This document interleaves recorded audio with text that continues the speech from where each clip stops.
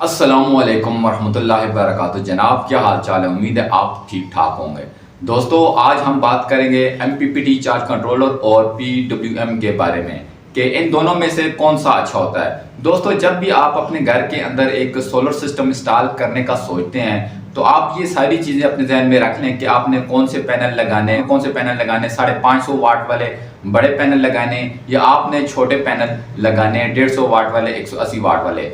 और उसके बाद आपने दोस्तों ये देखना होता है कि आपने जो है वो PWM लगाना है या आपने MPPT चार्ज कंट्रोलर लगाना है। तो दोस्तों इन दोनों की एफिशिएंसी में काफ़ी फ़र्क है और इन दोनों की जो है वो स्पेसिफिकेशन अलग है और इनका अपना अपना काम है। और आप अगर छोटे पैनल लगाते हैं 2-3 तो उनके साथ जो है दोस्तों वो लगता है, क्योंकि आप 1-2 सोलर पैनल लगाते हैं 150 वाट वाले तो उनके साथ जो MPPT चार्ज कंट्रोलर है वो नहीं लगता।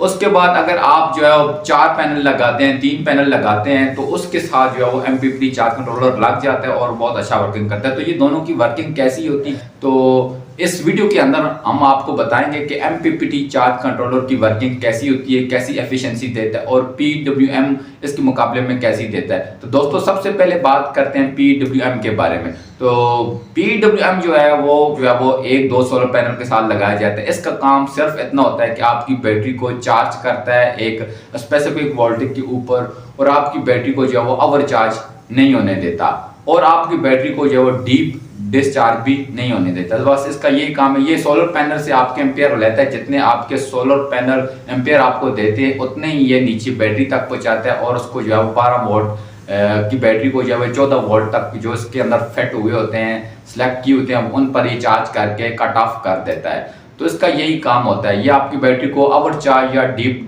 डिस्चार्ज होने से बचाता है। उसके बाद दोस्तों अगर हम बात करें MPPT चार्ज कंट्रोलर के बारे में तो ये बहुत ही ज़बरदस्त और बेहतरीन टेक्नोलॉजी कंपनी ने मुतारफ़ करवाई है। ये आपके जो सोलर पैनल के एक्स्ट्रा वोल्टेज होते हैं इनको जो है वो ये बूस्ट करता है, उनको एम्पियर में कन्वर्ट करके आपकी बैटरी को बहुत जल्दी चार्ज करता है और ज़्यादा एम्पियर से चार्ज करता है।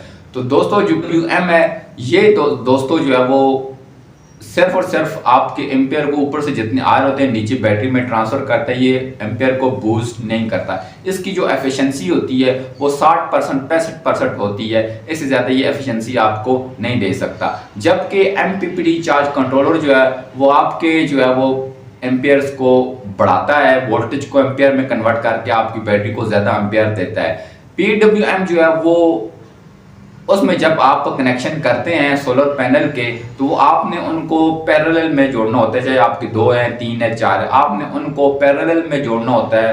तो आपको पता है कि पैरेलल अगर आप पैनल को जोड़ते हैं तो उनके एम्पेयर जो है वो बढ़ जाते हैं और वोल्ट वही रहते हैं। जबकि जब आप सीरीज में कनेक्शन करते हैं पैनल का तो आपके वोल्ट बढ़ जाते हैं और आपके एम्पेयर सेम रहते हैं। तो PWM जब आपने लगाना है तो आपने कनेक्शन जो है वो सोलर पैनल के पैरेलल में करने हैं। अगर आप MPPT चार्ज कंट्रोलर लगाते हैं तो आपने उस पैनल के जो कनेक्शन है वो सीरीज में करने हैं, यानी कि अगर आपके 3 पैनल हैं तो आपने उनकी जमा मनफी को जो है वो आपने जोड़ देना है तो आपके वोल्ट बढ़ जाएंगे और आपके एम्पियर सेम होंगे। तो MPPT चार्ज कंट्रोलर जो है उसमें कनेक्शन जो है वो सीरीज में करने होते हैं। तो जो आपके एक्स्ट्रा वोल्टेज आते हैं MPPT उनको एम्पियर में कन्वर्ट करके आपकी बैटरी को ज़्यादा एम्पियर से चार्ज करता है और आपकी बैटरी जल्दी चार्ज हो जाती है। तो दोस्तों मार्केट में काफ़ी कंपनियों के जो है वो MPPT चार्ज कंट्रोलर अवेलेबल हैं, जैसे कि फैसल का है, पाकटेक का है, सिमटेक का है, सिंको का है, माइक्रो का है, पावर का है। तो काफ़ी जो है वो अवेलेबल है, लेकिन मैंने अपने ज़ाती तौर पर जो है एक तजर्बा किया है पाकटेक पर। तो ये सोलर जो MPPT चार्ज कंट्रोलर है ये कोई इतना खास अच्छा नहीं है, क्योंकि इसका जो एम्पियर मीटर है वो अक्सर ख़राब होता है। मेरी काफ़ी वीडियो मौजूद है मेरे चैनल के ऊपर, आप उनको जाकर देख सकते हैं कि इसकी क्या करता है। अभी मैंने जो है वो परसों एक वीडियो अपलोड की है, आप उसमें जाकर इसकी एफिशिएंसी देख सकते हैं। बाकी ये सही काम करता है लेकिन इसका जो एम्पियर मीटर है वो ख़राब होता है। तो अगर आप MPPT चार्ज कंट्रोलर लेते हैं तो आप जो आपको मैं ये रिकमेंड करूंगा कि आप सिमटेक का जो MPPT चार्ज कंट्रोलर आप उसको लगाएं, बहुत ही ज़बरदस्त और बेहतरीन एफिशिएंसी उसकी है। और दोस्तों अगर आप 3 पैनल लगा लें 4 लगा रहे हैं तो 150 वाट वाले तो आप उनके साथ MPPT चार्ज कंट्रोलर को आप लगा सकते हैं, बहुत ही बेहतरीन एफिशिएंसी आपको देता है। इसके जो कनेक्शन है कैसे करने हैं वो बहुत ही आसान है, कोई इतना मुश्किल नहीं है। MPPT चार्ज कंट्रोलर में जब आप कनेक्ट करते हैं तो मुख्तलिफ MPPT के जो कनेक्शन होते हैं वो मुख्तलिफ हो सकते हैं। कभी आपको बैटरी पहले कनेक्ट करनी होती है किसी MPPT के साथ, और किसी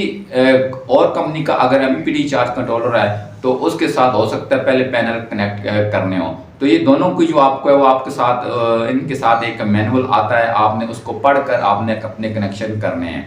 तो इनके जो है कनेक्शन करने में आपने बड़ी एहतियात करनी होती है। अगर आपका थोड़ा सा भी गलत लग गया, अगर आपने पीवी के जो कनेक्शन है वो बैटरी पर कर दी या बैटरी के कनेक्शन जो है वो पीवी पर कर दिए, तो आपका जो MPPT चार्ज कंट्रोलर है ये खराब हो सकता है। तो आपने इन चीज़ का ख्याल करना है। और PWM का आप जब कनेक्शन करते हैं तो आपने सबसे पहले बैटरी को कनेक्ट करना होता है, उसके बाद आपने जो है वो सोलर पैनल को कनेक्ट करना होता है। तो वो खुद उसके अंदर जो सेटिंग होती है ऑटोमेटिक वो उठा लेता है और आपको कोई सेटिंग नहीं करनी पड़ती। सेम ऐसा ही जो है वो MPPT चार्ज कंट्रोलर का भी है, लेकिन उसमें कुछ कंपनियां ऐसी हैं जिनको जो है वो आपको मैनुअल भी सेटिंग आप कर सकते हैं, जैसे कि सिमटेक है, सेंको है। ये बहुत ही अच्छी और बेहतरीन कंपनियां हैं। ये आपके जो आपको बल्क चार्जिंग, फ्लूट चार्जिंग वगैरह का सारा ऑप्शन ये देती है। आप मैनुअल जो है इनको सेट भी कर सकते हैं, जबकि आप कुछ कंपनियों के जो कंट्रोलर है MPPT उनमें आप ये काम नहीं कर सकते, उनमें ऑटोमेटिक जो है वो सेटिंग की होती है।